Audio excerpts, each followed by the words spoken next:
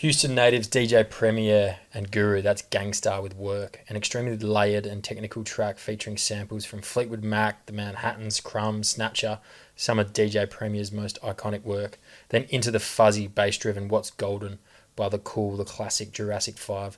These two are out to Dill and Tom, two of the hardest 14-year-olds going. I'm not. I'd say Tom would be hard. I was the one that was kissing the boot. Did we talk about that? We didn't. Okay, moving on. No kissing boots. Yeah. Just kissing tonsils. Just kissing. I had to get you back, and I didn't. When does footy start becoming a thing for you? Footy. Okay, so like always played the footy. So I'm a couple men rounds deep right now. You guys get me blind. But North Fitzroy, you spoke of. Yes. Your boy's dad was the coach. Yeah. Yep. So Matt, who was our coach, was just like I genuinely think at such a young age. And again, not to keep harping on this because I know that if people don't have kids, it's fucking boring to talk about. But not only being a dad, but being a role model to young kids is something that I'm really, really excited for because like I look at my own dad and the relationship we've had and how that's had its like incredible ups and downs and has turned my life how it has. And then I look at the other men in my life that have had massive impacts on me, being like junior footy coaches and you know, these are just other teammates' dads that have been invited to my, you know, weddings, 21st, 30th, 40th. Like, it's just crazy. And to think that potentially one day I could play that role for someone else coming through and knowing what I had was crazy. So, long story short, great people around me. I was never like the best in my team or anything like that as a junior. And my best mate was actually way better than me.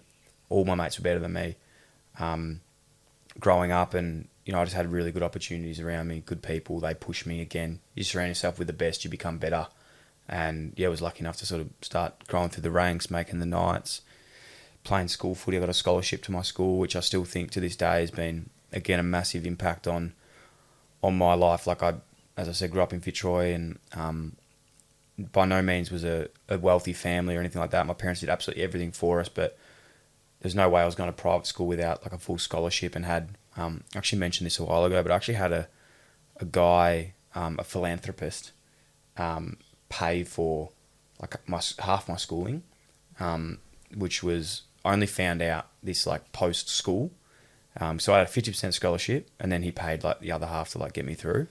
And did you have a relationship with this dude? You don't know him. He's a blind donor supporting education and kids who can achieve and have talent. Yeah. Wow. Have you had the opportunity to reach out to that person? Yeah, I called him.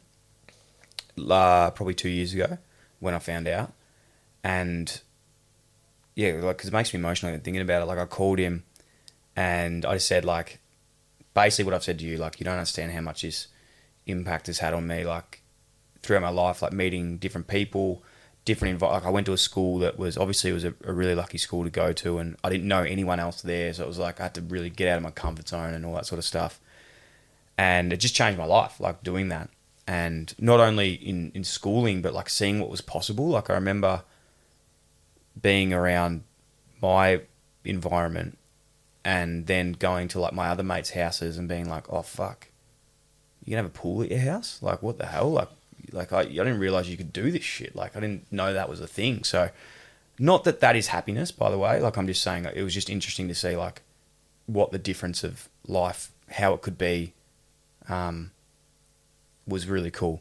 And anyway, long story short, I called him, I got his number, and I called him and I basically said all that stuff. I said, it's like, mate, like you don't understand, like really appreciate this, like it genuinely changed my life. Like I didn't do incredibly well at school, but I learned all these other things about relationships and, you know, networking and working out what teachers, like very street smart, I think I am.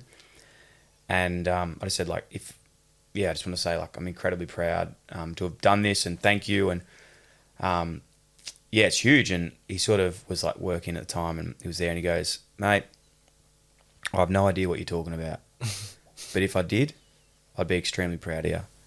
And I only ask that one day you can do something similar. And I was just like, wow, mic drop. Like, I was like, fuck, this cunt's amazing. Like, what a legend. So, like, didn't even want credit for it.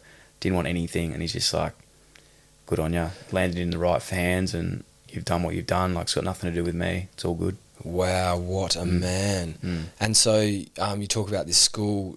Did you start playing footy for the school? Yeah, played footy for the school. And was that the sort of bit where you feel like you might have got more opportunities than your friends who were chopping you up previously, and it's like, hang on, no, I'm in a new environment, learn more things, everything starts rolling towards, I suppose, you get drafted. Like, how'd that work? Yeah, it was amazing. It wasn't an incredible football school or anything of that nature, but it made me, again, allow me to play against, in the private school system, you play against better players, and you're obviously under the eye of more scouts and all that sort of stuff. So yeah, it was a massive impact, and not so much footy, but just life in general. I think like just being able to do that was amazing, and the whole footy stuff was crazy. Like, I just kept going and kept trying, and I ended up.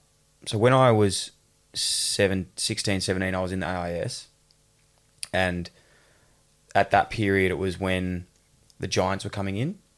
So it was like they could sign like 7 to 10, 16, 17-year-olds to their list that were born from like Jan to April. Do you remember this? Have a name, yeah. Was it called like pre-listed? Yeah. Something like that. Gold Coast got the same opportunity as well. And so 2 blokes that I played footy with in my sort of representative side, Jesse Hogan, Jack Martin.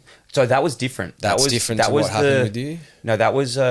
that's really interesting, actually. That was like a total different thing that Gold Coast were given pick 1 and 2, but then they traded them for players, and then Melbourne traded a player. Anyway, that was a different thing. But this was like a 17-year-olds thing. So if you remember guys like Josh Toy and all that went to Gold Coast, and then at Giants there was like Tom Bug, Adam Trelaw, Dylan Shield, Stephen Cornelio, like all that. Actually, Cogs wasn't a part of it, but all those sort of guys went there, and I had the opportunity to sort of do that. But instead, because I had the father-son stuff, I ended up saying I'll stay back in Melbourne, stay another year in school, and then get picked up to the Blues, which was like the worst thing that ever happened, because you tell a 16-year-old that you're already drafted 2 years out of the draft. Like, at that age, I didn't have the maturity to think, let's train harder. It was like, foot on the pedal, man, just chill out now, and it's all going to work.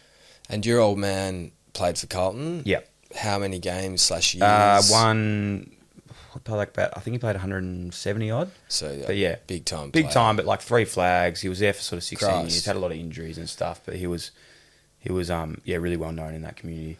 And how did you feel about going into Carlton with that as an expectation, that hanging over your head in a sense?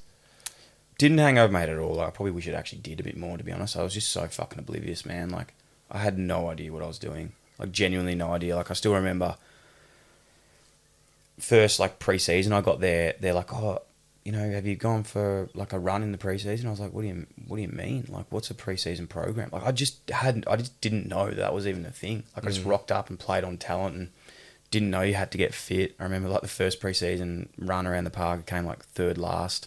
I'm like, the only 2 people that beat me were, like, 2 ruckmen. Like, and I'm like 160 centimetres, like, meant to be good, came 3rd last in a time trial. So I didn't start off on the right foot. It's 2 better positions than I've ever come, brother. There you go. So, good. I'd be pretty stoked with that. Yeah. Have you got some tunes that reflect your sort of experience around that time of sort of older teenager and sort of just starting to get into footy's becoming a reality? Obviously, with being oblivious to the expectations of the AFL lifestyle, there's a lot of learning, or there certainly was for me, about like, hang on, no, this is how you become an athlete and this is what professionalism is. So I imagine if you hadn't have got that, there would have been some accompanying great stories and times and music as well. Well, good times now that they're past, that's for sure. But I think it was just such a formative age for me, like, as I said earlier, around, whenever you think you got shit worked out, it's like a red flag for me now to go like, okay, you actually don't know what the fuck you're doing. And I like to live life in a constant sort of state of learning and feeling uncomfortable, because I think, as I said, any time I've ever thought like, oh, geez, I'm really killing it at the moment, you're just going backwards. And not just, in the race or anything like that, just personally, I think we can get so comfortable in like being in certain points. And that was a big part that I learnt around that time. In terms of music in that time though as well, like it was, it's honestly following some similar stuff. You know what's funny? This, for me, was almost the hardest time to find music. And it was the hardest point, if I look back now, not hardest point but just a point where I was like, you're a fucking idiot. So maybe I just wasn't listening to music enough. But I've got one song for you. I'll chuck it on. It's by a group called Boys Noise. This is when I sort of got into a bit more of, a bit more of my... electronic music. Yeah, electronic sort of music, I suppose. And I used to listen to this before every game.